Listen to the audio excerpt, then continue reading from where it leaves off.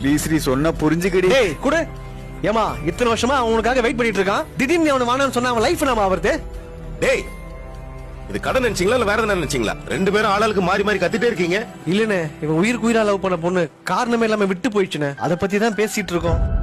எனக்கும் அந்த விஷயம் தெரியும், நானும் கொஞ்ச நாள் அதை பார்த்துட்டு தான் இருக்கேன். இது உனக்காக மட்டும் இல்ல, எல்லா பசங்களுக்காகவும் என் அனுபவத்துல நான் சொல்றேன் கேட்டுக்கோ.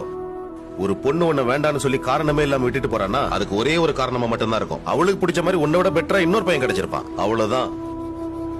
ஒருத்தங்க உன் மேல அன்பு செலுத்துறாங்கன்னா அவங்க கிட்ட அன்பாரு, அவங்கள எந்த சூழ்நிலையிலும் விட்டு கொடுத்துறாத. ஆனா உன்னை வேண்டான்னு தூக்கி போட்டு போறாங்க பாரு, அவங்க பின்னாடி ஒரு நாள் நீ தேடி போயிடாத.